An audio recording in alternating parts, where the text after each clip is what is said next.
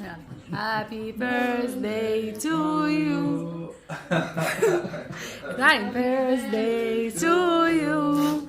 Happy birthday to Aini. Happy birthday to you. Happy birthday to you.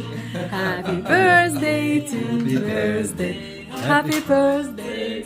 waaqayyo madaamii akkanaa sinii baaken dhugaa waaqayyo jechuudha. Hedduu takka namatti tola. Happy birthday diggistee sararaatanii ashite yookiin hojjettuu mana ishee keessaa jechuudha. Qimamoota mana madaamiti.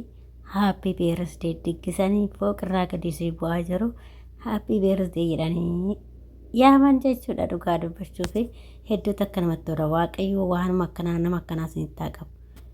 Namni tokko badaadha gaariidha yookiin jennu isin immoo waanuma hundumti isaa badaadha jettanii amantanii beektanii kana badde ijoolleen teenya shamaa akkam jirtu hordoftoota kabajamtoota chaanaala kootii kan biyya keessaa kan biyya alaa bakka jirtanitti nageenya waaqayyo isin haa baay'atu mana obboleettiin keessa nagaa guutuun qabaa isin akka nagaa taatan immoo abdii guutuun qaba jechaa egaa hordoftoota kooyi warroonni haarawaa immoo chaanaala kiyyaaf taatan sabskraayibii gochuudhaan maamila keenya taa'aa isiniin jedha.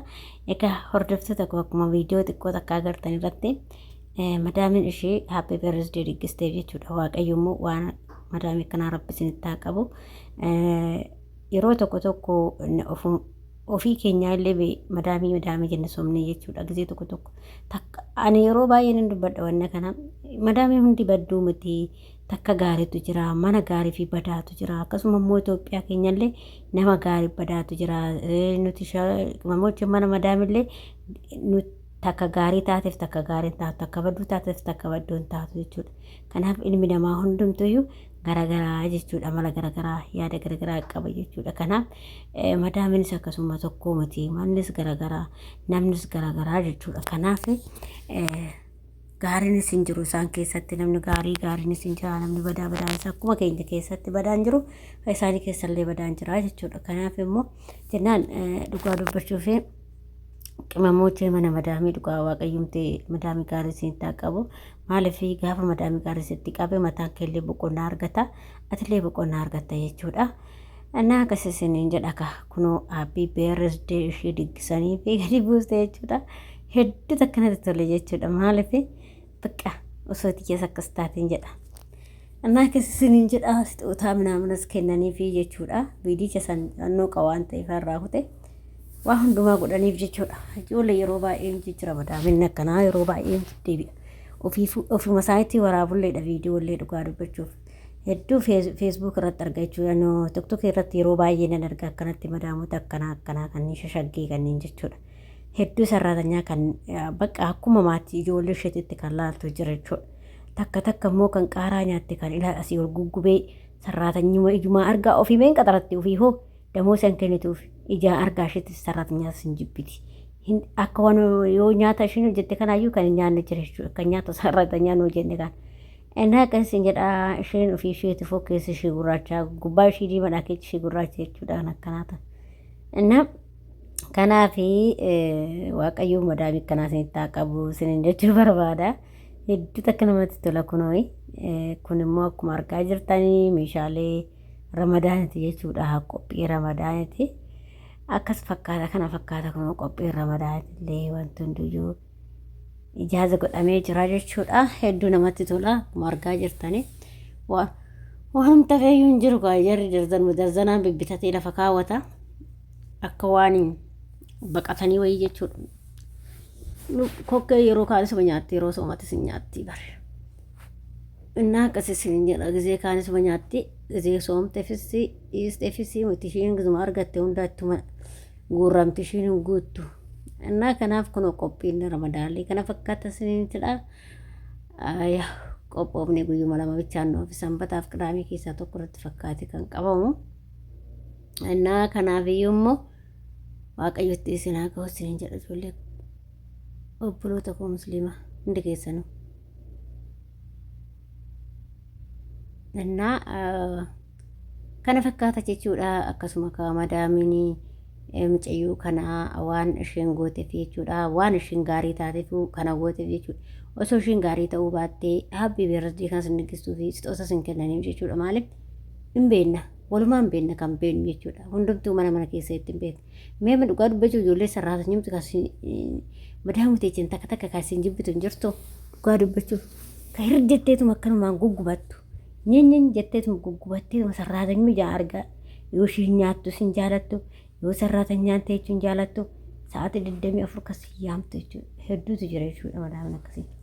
Innaa waaqayyoo madaamii akkasii sinirraa haa qabu waan gaarii sinitti haa qabu sin jedha obboloota kooyi nama gaarii namaaf yaadu madaam namaaf yaaddu kan akkatti happy birthday diggistee sapiraayizii ajaa'ibaa kan isin gootu isinitti haa qabu sin jedha. Dhugaa hedduu jira sarraatan kan akkatti sapiraayizii godhan baay'eetu jira jechuudha ijoollee baay'een arga jechuudha.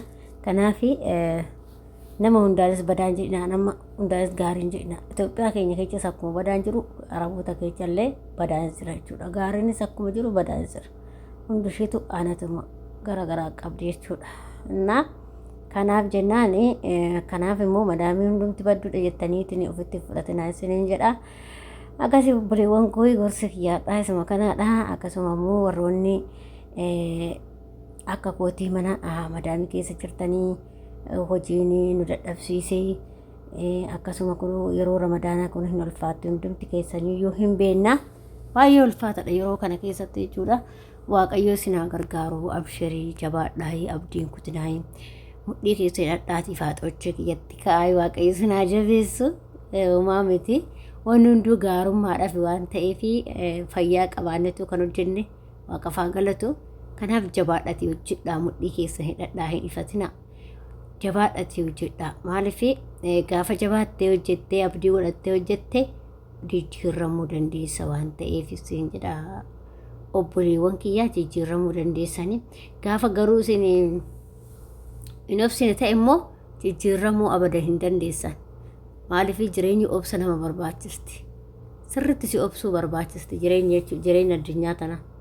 Innaa akkasii isiniin jedha obboloota kooyi obsaatii akka waa itti baanaa boru daa'ima argannee ilmoo teenya barsiifannaa haala gaariidhaan akka nuti biyya ormaa keessatti gubannu osoo hin taane nutis akka ilmoo isaanii ofii isaaniitii barsiisan kaatti illee barsiifannee iddoo guddaadhaan gahuu qabna malee arabanuu deemtee faayiduma tokko nuu hin kennitu jettanii of jabeessitanii isinillee hojjechuu qabdu jechuudha. Kanaaf immoo daa'ima keessan akka isaatti guddifachuu qabdu sinis jechuudha. Akka daa'imti keenya nuti akkasitti guddanne isheen ala baatee nu guddatti immoo maal jechuudha. Kanaaf akka isaan illee maaragin barsiifattanii obsitanii teechanii kaayyoo keessan karooras keessan gaafa galmaan gaattanii gara biyya keessan jechuudha. Biyyi fi haati ofii takka jedhaniif biyya ofiis jaartuu qabdu jechuudha. Akkana fakkaataa siniin jedha gorsi kiyyaarraayi. Innaa akkasuma immoo